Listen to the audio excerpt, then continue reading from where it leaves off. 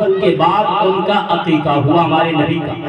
اور پھر جب امام حسن امام حسین پیدا ہوئے اس وقت بھی عقیقہ ہوا، کیونکہ یہ حقوق میں سے عقیقہ ہے، ماں باپ کے اوپر یہ ایک گروی ہے، اس لیے اپنے بچوں کو اگر اللہ نے آپ کو استطاعت دیا ہے، طاقت دیا ہے، مال دیا ہے، تو آپ اپنے بچوں کا عقیقہ کروائیں۔ عقیقہ کے لیے کوئی یعنی وقت تو مقرر ہے کہ آپ یعنی 7ویں دن کریں، یا تو پھر آپ وقت کو اس طرح تعین کریں کہ اس کا دن یعنی 7واں دن ہو۔ اگر وہ بچہ جمعرات کو پیدا ہوا ہے تو آپ اس کا یعنی اس سے ایک دن پہلے جس دن 7واں روز ہو رہا ہے آپ اس دن اس کا عقیقہ کریں گے تو یہ سنت کے اعتبار سے آپ کا ہو جائے گا۔ حضرات گرامی، آپ ابھی علماء کرام کے زبانی تقاریر کو سماعت کریں گے، بس میں آپ لوگوں کے بیچ میں کچھ وقت کے لیے آیا ہوں، آپ حضرات بغور میری تقریر کو سماعت کریں گے۔ میں نے ابھی آپ کے سامنے قرآن عزیز کی ایک آیت کریمہ کی تلاوت کرنے کا شرف حاصل کیا ہے۔ یا ایھا الذین آمنوا قوا انفسکم واہلیکم نارا وقودھا الناس والحجارہ علیہا ملائکۃ غلاظ شداد لا یعصون اللہ ما امرهم ویفعلون ما یؤمرون، کہ اللہ تعالیٰ اس آیت کریمہ میں اپنے بندوں کو حکم دے رہا ہے، اپنے بندوں سے کہہ رہا ہے کہ اے ایمان والو، اے مومنو، اے مسلمانوں، تم اپنے جانوں کی یعنی اپنے آپ کو اور اپنے اہل و عیال کو یعنی اپنے اولادوں کو، اپنے بال بچوں کو، اپنے گھر والوں کو، اور تم اپنی بیویوں کو، یعنی تمہارے گھر میں جو بھی شخص ہیں، تمہارے گھر میں جو بھی افراد ہیں، ہر ایک کو اس آگ سے بچاؤ جس کا ایندھن آدمی اور پتھر ہے۔ اور پھر آگے رب تعالیٰ ارشاد فرما رہا ہے علیہا ملائکۃ غلاظ شداد لا یعصون اللہ ما امرهم ویفعلون ما یؤمرون، کہ اس پر یعنی جہنم کے اوپر اللہ تعالیٰ یعنی جہنم کے اوپر سختی کرنے والے بڑے ہی طاقتور فرشتے، بڑے ہی بھیانک اور طاقتور فرشتے کو مقرر فرمایا ہے۔ وہ فرشتے اللہ کے حکم کے کوئی خلاف نہیں کرتے ہیں، اللہ کے حکم کی نافرمانی نہیں کرتے ہیں، وہ وہی کرتے ہیں جو اللہ نے اسے حکم دیا ہے۔ حضرات گرامی، آئیے میں آپ کو اس آیت کریمہ میں اللہ نے کیا حکم دیا ہے، اپنے بندوں سے کیا کہا ہے۔ اللہ تعالیٰ یعنی اللہ تعالیٰ اپنے بندوں سے کہہ رہا ہے کہ تم اللہ تعالیٰ اور اس کے رسول صلی اللہ تعالیٰ علیہ وسلم کی فرما برداری اختیار کر کے، عبادتیں بجا لا کر کے، گناہوں سے باز رہ کر کے، اور اپنے بچوں کو، اپنے گھر والوں کو نیکی کی ہدایت دے کر کے، برائیوں سے اس کی ممانعت کر کے، اسے علم و ادب سکھا کر کے،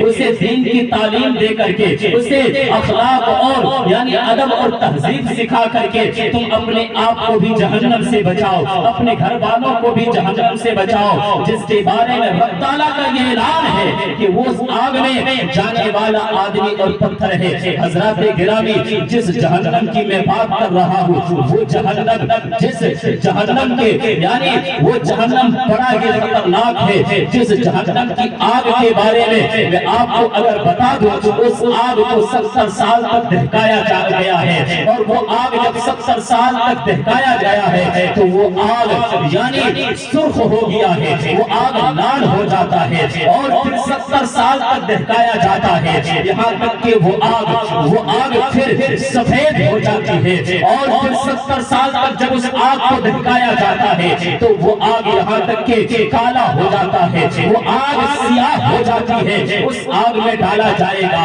میں اس آگ کی بات کر رہا ہوں محترم حضرات، جس آگ میں یعنی یہ دنیا کی آگ، جس آگ کو ہم آپ استعمال کرتے ہیں، جس آگ سے ہم اپنے کام میں لاتے ہیں، اس آگ رب تعالیٰ سے یہ دعا کرتی ہے، رب تعالیٰ سے فریاد کرتی ہے کہ اے میرے پروردگار مجھے اس آگ میں نہ ڈالنا، اس آگ میں نہ مجھے ڈالنا، حالانکہ وہ بھی آگ ہے۔ لیکن آج بڑی افسوس کی بات ہے، آج انسان اس آگ سے بچنے کے لیے اپنے آپ کو یعنی آخرت کی فکر نہیں کر رہا ہے، وہ یہ سوچ نہیں رہا ہے کہ اللہ نے ہمیں کس مقصد سے بھیجا ہے۔ وہ جہنم، جس جہنم کے بارے میں حضرت جبرائیل علیہ السلام عرض کرتے ہیں اور آقا صلی اللہ علیہ وسلم سے یہ قسم کھا کر عرض کرتے ہیں کہ یا رسول اللہ اگر اس جہنم کی آگ یعنی جہنم سے سوئی کے نوک کے برابر بھی اگر کھول دیا جائے تو اس کی گرمی سے، اس کی تپش سے،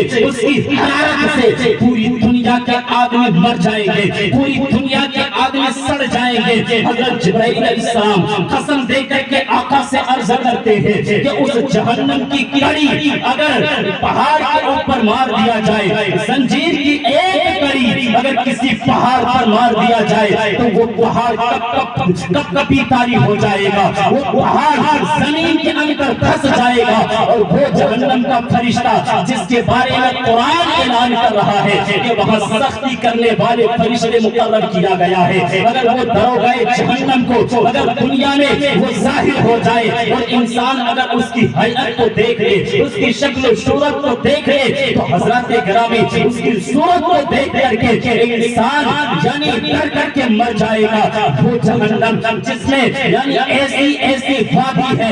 ایسے طبقات ہیں جو خود جہنم بھی اس سے پناہ کی فریاد کرتی ہے، جہنم بھی پناہ مانگتی ہے، اور ایسی وادی ہے اگر اس وادی میں اگر پہاڑ کو ڈال دیا جائے تو اللہ اکبر وہ پہاڑ بھی پگھل کر ختم ہو جائے گا۔ ایسے وادی میں یعنی ایسے لوگوں کو ڈالا جائے گا جو نماز نہیں پڑھتا ہے، بے نمازیوں کو اس وادی میں ڈالا جائے گا۔ حضرات گرامی اور اس وادی میں ڈالا جائے گا تو اس وقت ہمارا حال کیا ہوگا؟ حضرات گرامی میں اپنے موضوع سے بھٹکنا نہیں چاہتا ہوں، بس میں یہاں آپ کو جہنم کی کچھ یعنی کچھ ان کے بارے میں بتلانا چاہتا ہوں کہ وہ جہنم جو ہے وہ اتنی گہرائی ہے، اتنا گڈھا ہے جس کے بارے میں آقا فرماتے ہیں کہ اگر جہنم کے سرے میں اگر ایک پتھر کو گرا دیا جائے تو وہ پتھر 70 سال میں بھی اس کے آخر طبقہ تک نہیں پہنچ سکتا ہے، لیکن آسمان سے اگر سر کے برابر اگر کوئی شیشہ کا گولا گرا دیا جائے تو صبح ہونے سے پہلے وہ یعنی گولا زمین میں گر جائے گا۔ حالانکہ یہ 500 سال کی مسافت ہے، لیکن وہ جہنم جس کی گہرائی اتنی ہے، جس کا علم اللہ اور اس کے رسول جانتے ہیں، جس کے بارے میں حدیث میں اس کی مثال دے دیا ہے۔ حضرات گرامی اس آیت کریمہ سے ہمیں پتہ یہ چلتا ہے کہ جہاں انسان کو اپنی اصلاح کرنا ضروری ہے، وہی ساتھ ہی ساتھ اپنے گھر والوں کے، اپنے بال بچوں کے، اپنے بیویوں کے، تمہارے گھر میں جو افراد آپ کے ماتحت ہیں، جس کی جو آپ کی ذمہ داری میں پڑ رہا ہے، اس سب کی ذمہ داری آپ کے اوپر ہے۔ اس لیے اپنے بچوں کی اچھی تعلیم دیں، اسے دین کی تعلیم دلائیں، آپ اس کی اچھی تربیت کریں، کیونکہ آپ اپنے بچوں کی اگر اچھی تربیت نہ کرتے ہیں تو پھر غیر آدمی آپ کے بچے کو یعنی ایسی بات سکھلا دے گا جو وہی بڑا ہو کر کے وہی بیٹا آپ کا نافرمان ہوگا۔ محترم حضرات، آپ سے بہتر کوئی اپنے بچے کو تربیت نہیں دے سکتا ہے۔ آپ کیا سمجھتے ہیں کہ بچہ بڑا ہو گیا، ہم اس کو اسکول میں یعنی ہاسٹل وغیرہ میں بھیج دیتے ہیں، ارے اس اسکول کا ٹیچر جو کھڑے ہو کر کے پیشاب کرتا ہے وہ آپ کے بچے کو تعلیم کیا دے گا، وہ آپ کے بچے کو تربیت کیا دے گا؟ حضرات گرامی یعنی ہر ایک شخص سے یعنی کل قیامت کے دن پوچھا جائے گا۔ آقا صلی اللہ علیہ وسلم کا فرمان عالی شان ہے، آقا فرماتے ہیں کہ تم میں سے ہر ایک شخص نگہبان ہے اور اس کے ماتحتوں کے بارے میں سوال کیا جائے گا۔ مثال کے طور پر جو بادشاہ ہے، اللہ نے اگر کسی کو طاقت عطا کی گا، کسی کو دولت اور حکومت عطا کی گا تو پھر وہ اپنے دولت اور طاقت کے نشے میں، اپنے پاور اور قدرت کے نشے میں وہ چکنا چور مت ہو جانا،